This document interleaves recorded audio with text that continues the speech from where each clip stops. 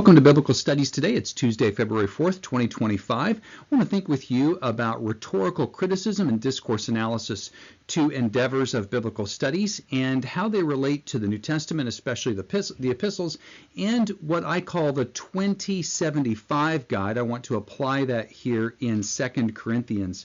We are at the time of year when many of us who are in biblical studies or in preaching and teaching need to be as efficient as possible in our time. And I want to suggest that a few disciplines, one of them, the discipline of rhetorical criticism, and a couple of resources here, one from George Kennedy and then Corbet and Connor's classic book, and understanding how authors arrange their material and keeping in mind principles of discourse analysis, how these ideas can help us to grab hold of an epistle and identify key places where the author states ideas that are structural for all other ideas in that epistle. And what I suggest is looking at an epistle and identifying where is about 20% of the way through the epistle and where is 75% of the way through the epistle.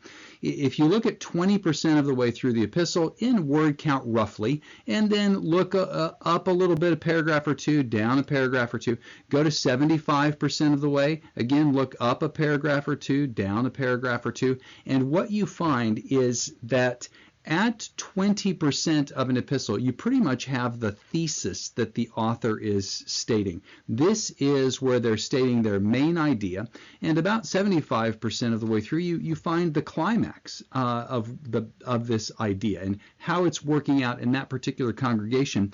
And in many places, there is correspondence between those two. So if we have the thesis at about 20% and we have the climax here at about 75%, often you're going to have some kind of correspondence, and that's what we see here. The idea of commending, that Paul says here, he is commending himself. This is his thesis in defending himself in 2 Corinthians. He is commending himself before God and everyone's conscience. We have it here, sum istonontes hautus.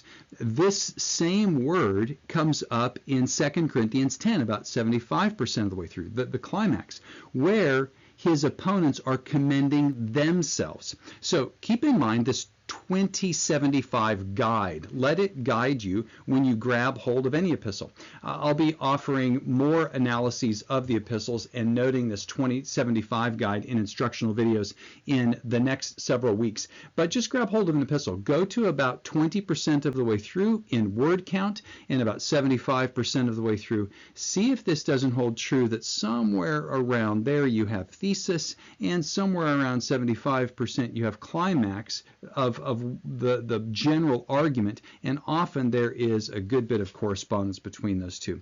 For more instructional videos, go to biblicalstudiestoday.com. For more information on biblical studies courses, including discourse analysis, rhetorical criticism, go to mbts.edu. We'll see you again next time.